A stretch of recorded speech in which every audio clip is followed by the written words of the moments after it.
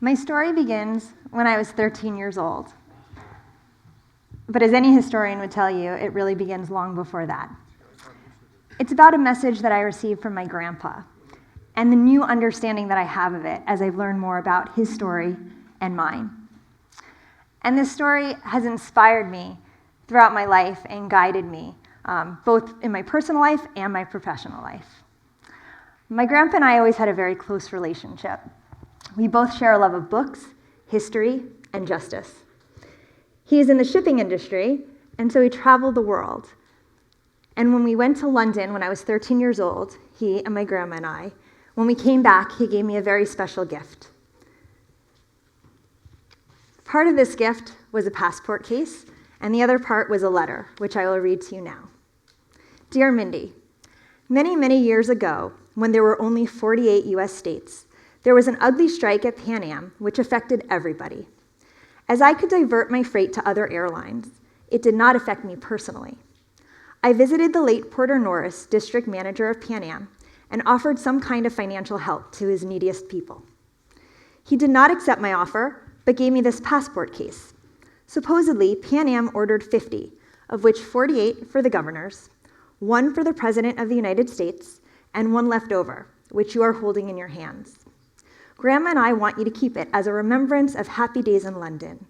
May you always have sunny days, joyful trips, and also the ability to help the needy. Love, Grandpa. When I was 13, to be completely honest, I didn't have the appreciation for this letter that I do now.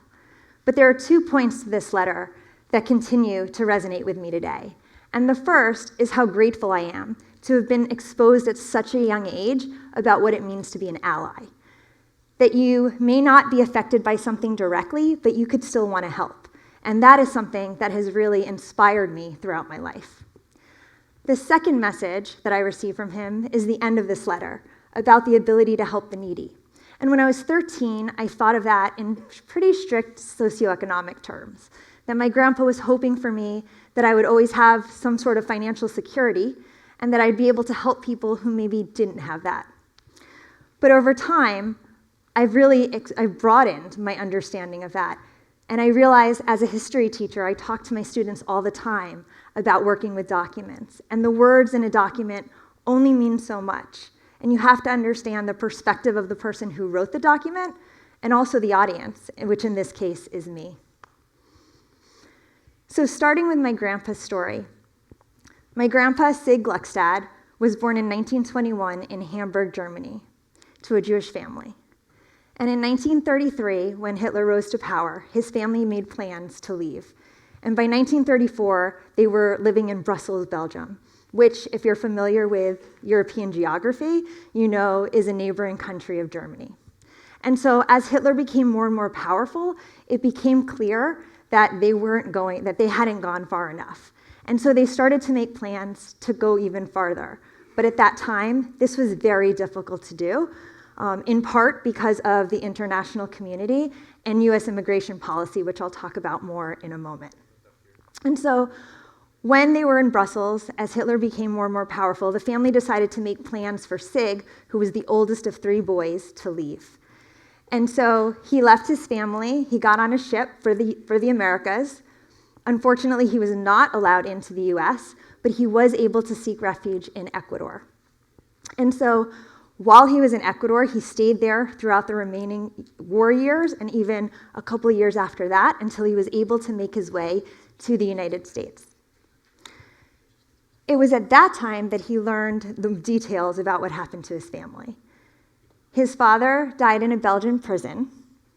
His middle brother had actually survived the war in a work camp in North Africa and was making his way to the US, where he was reunited with my grandfather.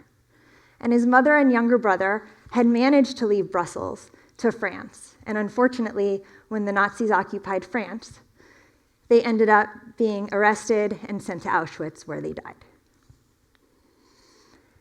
And so this is one story. This is my grandfather's story. But again, as a history teacher, I know that to really understand this story and this period of history, we need to understand other stories and systems. And so it was from my grandfather, who I mentioned loved history, who first told me the story of the St. Louis. And the St. Louis, for those of you who don't know, was a ship that a few months before the beginning of World War II set sail from Germany with 900 Jews on it, heading towards Cuba. And when it got to Cuba, the Jews were under the impression that they'd be able to get off the ship. They were not let off. And so the captain decided, well, let's try going to the US, and maybe the US will let us in. And so they came to the US, but again, the US said no. And at this point, people were pretty desperate. People were jumping off the ship, trying to swim to shore. And so the ship decided, let's try going to Canada, and maybe they'll let the Jews in there, which they did not. And so the ship ended up having to return to Europe, at which point 4 countries decided to let them in. 2 of those countries were Belgium and France, and so over 250 of the Jews on the ship ended up being killed in camps. And so I mentioned these stories, and I also want to, as I said, I want to talk a little bit about US immigration policy at the time to see the role that that played as well. So in the 1930s, the law that was dictating US immigration policy was the 1924 Johnson-Reed Act, which is also known as the National Origins Act. And the National Origins Act is called that because it's based on the national origins of people living in the US in 1890. And you may be asking yourself, well, why 1890 if it's 1924? But there had just been a recent wave of immigration. And so there was a lot of anti-immigrant sentiment in the US, mostly directed towards Jews, Catholics, and Asians. And so the US government at the time, responding to public opinion, decided that they would base those quotas, these new quotas, on the census of 1890. And at this time, in the 1930s, you had American Jews, along with their allies, other people, non-Jewish clergy, civil rights leaders, who saw what was happening in Germany and wanted to push for some exceptions to be made because of the conditions there. They were unsuccessful. And the reason I point this out is because at this time it was clear that the US wasn't looking at immigration and these refugees as a potential opportunity. They were really looking at these as limits, as these quotas. And in fact, between 1933 and 1941, 118,000 spots went unfilled from Germany. So it's clear that at this time, the US wasn't thinking about the contributions that these people could have made to our society. And so after the war, I had mentioned, to go back to my grandpa's story, immigrants and refugees are often very grateful to the nations that take them in.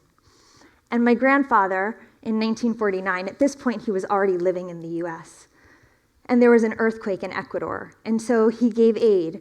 And as you can see here, a certificate from Ecuador thanking him for his donation.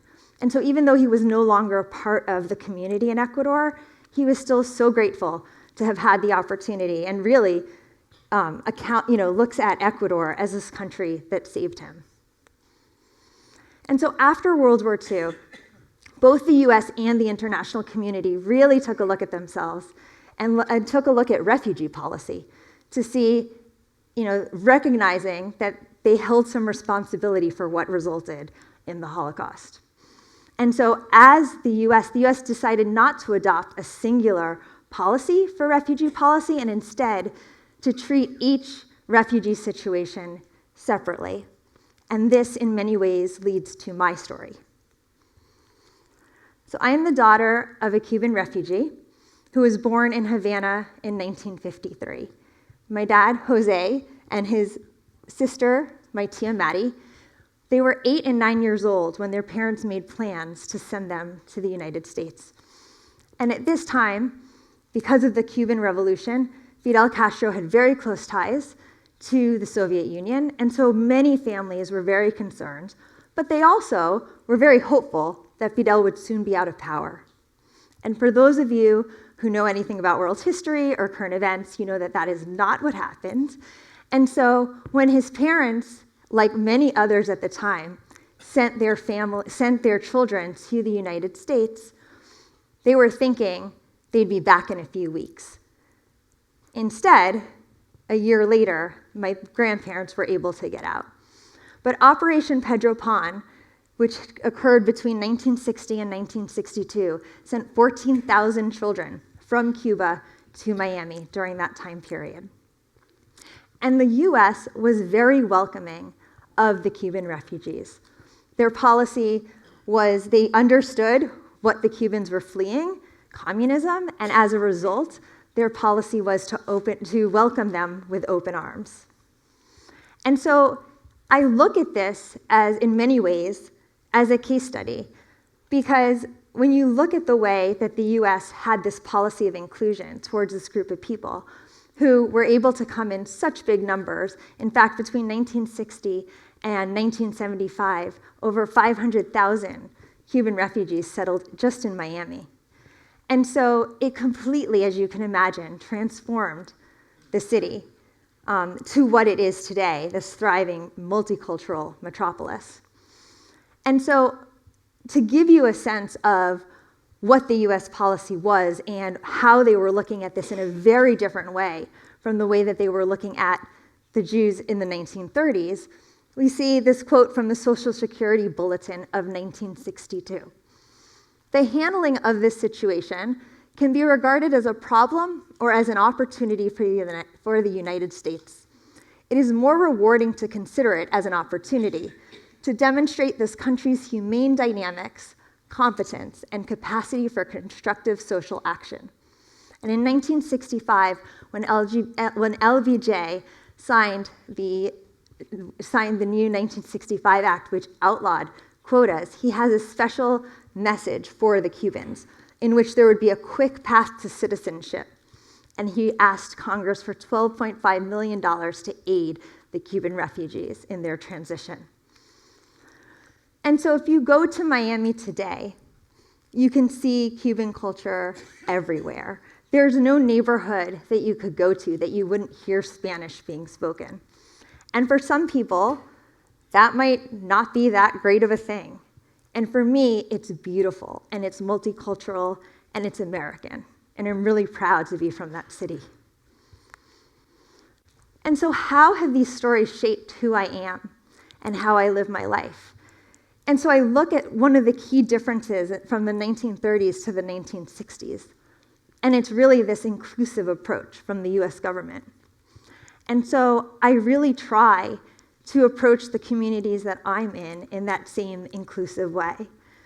And I now have a much broader understanding of what my grandfather meant.